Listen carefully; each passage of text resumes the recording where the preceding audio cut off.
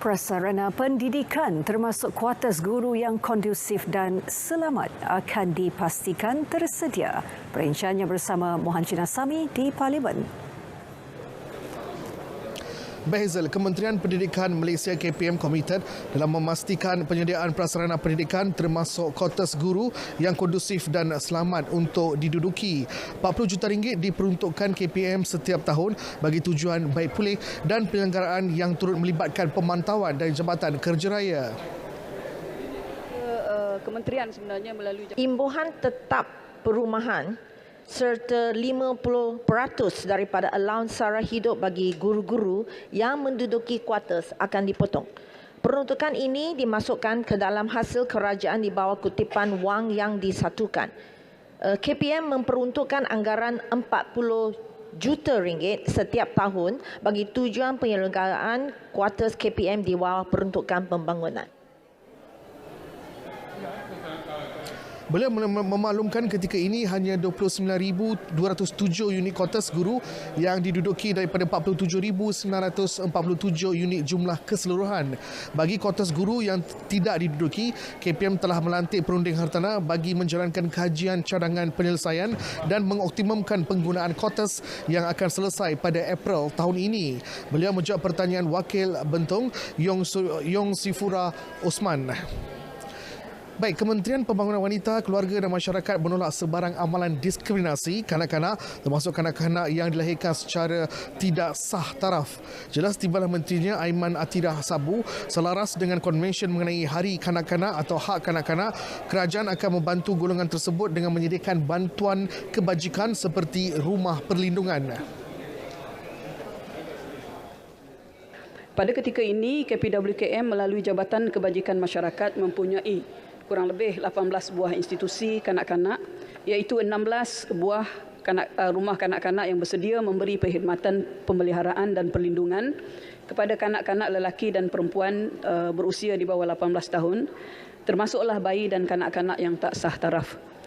Kementerian turut menyediakan bantuan keuangan kepada Pertubuhan Sukarela Kebajikan ataupun PSK yang memberikan khidmat penjagaan, perlindungan dan pemulihan kepada kumpulan-kumpulan SASA kementerian termasuklah kanak-kanak.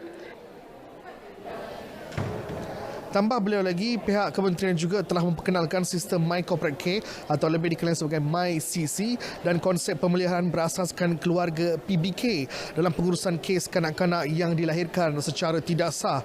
Aiman Atirah menjawab pertanyaan Ahli Parlimen Jerlun Dr. Abdul Ghani Ahmad.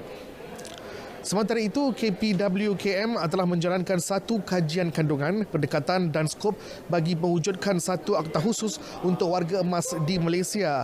Pengumpulan akta warga emas itu dilihat sebagai langkah holistik dan positif yang bersifat untuk melindungi warga emas di Malaysia.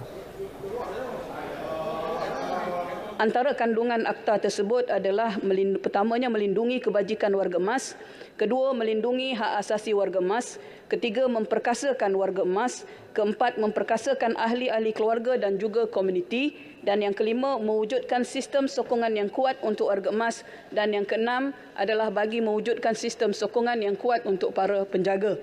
Usaha pewujudan satu akta warga emas ini merupakan salah satu langkah kementerian dalam menangani isu penuaan ataupun negara tua pada masa tahun dijangka 2030.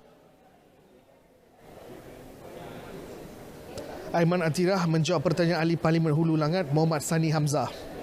Baik, pada tahun ini kerajaan menjangkakan ekonomi negara akan berkembang sekitar 4.5%. Ini selaras dengan tabung kewangan antarabangsa IMF dan Bank Dunia yang mengunjurkan kadar pertumbuhan ekonomi Malaysia pada tahun 2023 iaitu masing-masing pada 4.4% dan 4.0%.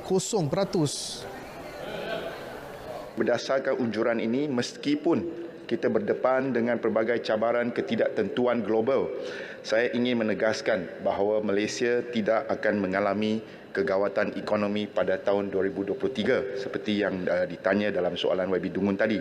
Hari ini berdasarkan takrifan kegawatan ataupun kemelesetan ekonomi sebagai secara teknikalnya apabila sesebuah negara mengalami penguncupan ekonomi suku tahunan sebanyak 2 kali berturut-turut. Namun, kerajaan akan terus mengukuhkan pertumbuhan ekonomi negara dan pembangunan yang saksama untuk rakyat serta menjadikan Malaysia sebagai sebuah destinasi pelaburan yang lebih menarik. Tambahnya, bagi menangani kesan kenaikan harga barangan keperluan asas, Kerajaan Perpaduan terus melaksanakan pemberian subsidi dan bantuan tunai seperti sumbangan tunai rahmah dan juga pelbagai insentif dengan peruntukan keseluruhan mencecah RM64 bilion. Baik, Kementerian Pertanian dan Keterjaminan Makanan menyasarkan pengeluaran spesies utama ikan air tawar sehingga 150,000 tan metrik menjelang tahun 2025. Timbalan Menterinya Chan Foon Hin optimis ia boleh dilaksanakan menerusi penyusunan semula kawasan akuakultur dan pemantapan aktiviti ternakan ikan air tawar ke arah memperkasa industri berkenaan. Kementerian Pertanian dan Keterjaminan Makanan KPKM berhasrat untuk menjadikan sektor akuakultur, ikan marin dan air tawar sebagai salah satu sektor yang utama untuk meningkatkan kadar sara diri SSR dan pendapatan penternak. Hal ini selari dengan agenda pemerkasaan industri akuakultur yang telah digariskan sebagai salah satu daripada 5 hala tuju dan fokus kementerian mulai tahun ini. Bagi memastikan hasrat ini tercapai dan subsektor akuakultur ikan air tawar menjadi industri yang berdaya saing hingga menjadi salah satu sumber utama pendapatan kepada penduduk tempatan, Kementerian melalui Jabatan Perikanan Malaysia (DOF) telah merangka strategi seperti berikut. Yang pertama, penyusunan semula kawasan akuakultur dan pemantapan aktiviti ternakan ikan air tawar dengan memberi fokus kepada peningkatan pengeluaran akuakultur air tawar. Antara spesies utama termasuklah patin, tilapia dan geli dengan sasaran pengeluaran pada tahun 2025 berjumlah 150,000 tan metrik dan tahun 2030 berjumlah 214,000 tan metrik.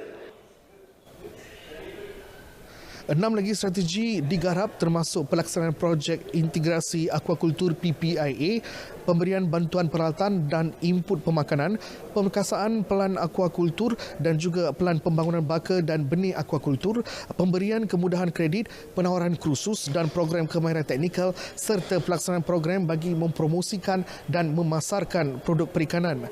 Pernyataan tersebut bagi menjawab soalan Ahli Parlimen Temeloh, Salmiah Mohamad Nor.